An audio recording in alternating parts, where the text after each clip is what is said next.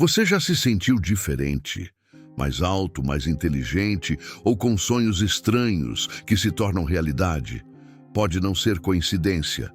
Novas evidências provam que alguns de nós carregamos DNA não humano. Um segredo que a Bíblia escondeu por milênios.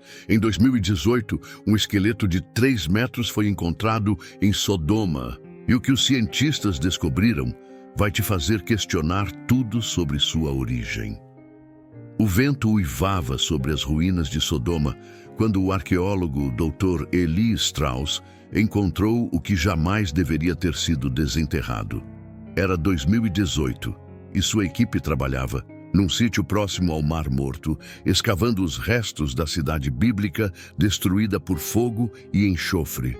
Mas o que suas pás revelaram não eram meras cerâmicas ou ossos carbonizados. Era um esqueleto de 3,2 metros de altura, com membros alongados, cavidades oculares anormalmente grandes e, mais perturbador ainda, 6 dedos em cada mão, exatamente como descreve 2 Samuel 21:20. Meu Deus, os nefilins eram reais, sussurrou Strauss, enquanto seu GPS começava a pifar misteriosamente. A análise de DNA feita às escondidas revelaria o impossível. O esqueleto possuía um cromossomo desconhecido, batizado de IGA28, que combinava sequências humanas com algo não identificado. Enquanto Strauss mergulhava nos textos antigos, descobriu que o livro de Enoque, considerado apócrifo pela maioria das religiões, descrevia com precisão assustadora o que encontrara. Os vigilantes desceram e tomaram esposas, gerando gigantes. Mas foi ao cruzar essas informações com a Bíblia hebraica que ele tropeçou numa conexão ainda mais perturbadora. Batseba, a mulher que o rei Davi tomou de Urias, era descrita como estéril antes de engravidar de Salomão. E o Talmud babilônico mencionava que ela brilhava como a lua após seu banho ritual. Detalhe que sempre intrigou os rabinos.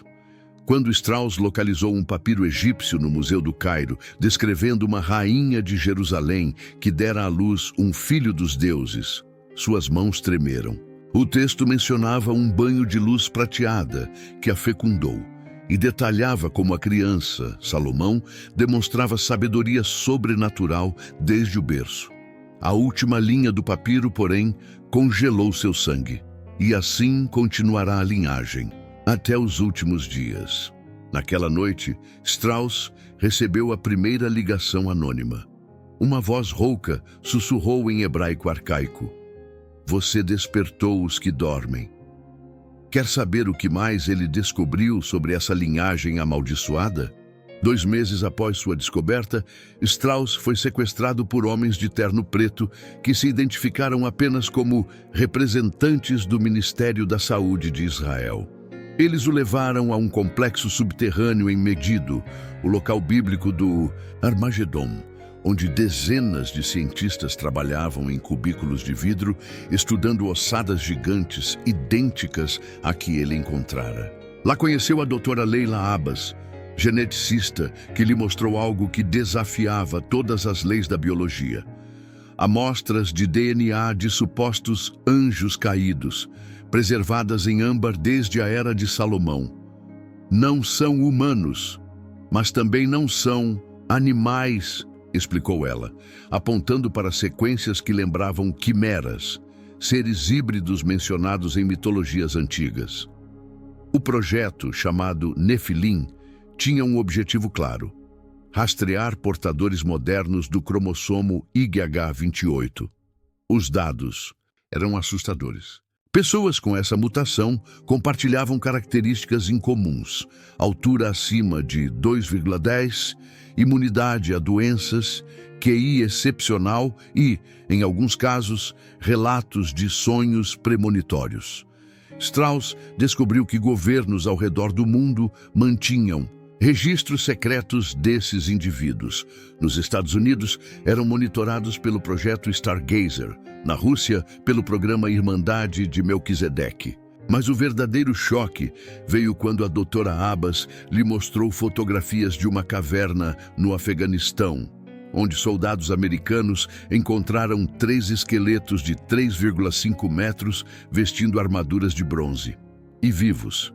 Eles estão acordando, ela sussurrou, mostrando a Strauss um vídeo de 2003, onde criaturas humanoides gigantescas eram vistas fugindo de cavernas em Tora Bora. O vídeo terminava com um soldado gritando, "Eles não sangram", antes da tela ficar preta. Quando Strauss perguntou por que isso era mantido em segredo, Abbas levou-o a uma sala onde um homem de 2,8 metros estava preso em uma câmara de vidro reforçado. "Este é Subject 7", disse ela, "filho de um pastor, alemão e algo mais. Ele não envelhece, não adoece e fala 14 línguas mortas." Antes que Strauss pudesse reagir, a criatura olhou diretamente para ele e disse em hebraico perfeito, "Você é o 144º. O selo está quebrado. Quer saber o que essa profecia significa e como ela se conecta ao Apocalipse?" Nos meses seguintes, Strauss descobriu a verdade mais aterradora. O cromossomo YH28 não era uma relíquia do passado, era um despertador genético. Textos apócrifos encontrados em Qumran descreviam como os filhos dos vigilantes seriam reativados nos últimos dias, quando 144 mil portadores do gene atingissem a idade adulta simultaneamente. E a matemática era precisa.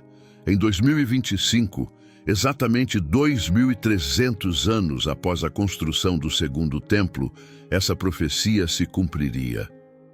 A doutora Abbas revelou que os governos sabiam disso desde os anos 1950, quando um grupo de crianças sobreviventes do Holocausto, todas com YH28, demonstraram habilidades anômalas.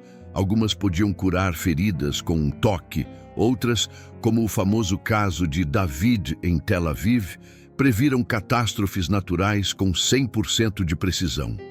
O Vaticano chamava-os de os adormecidos, os cabalistas de Nefilim redimidos. Mas havia um problema. À medida que amadureciam, esses indivíduos começavam a ouvir vozes que os instruíam a se reunir em Megido.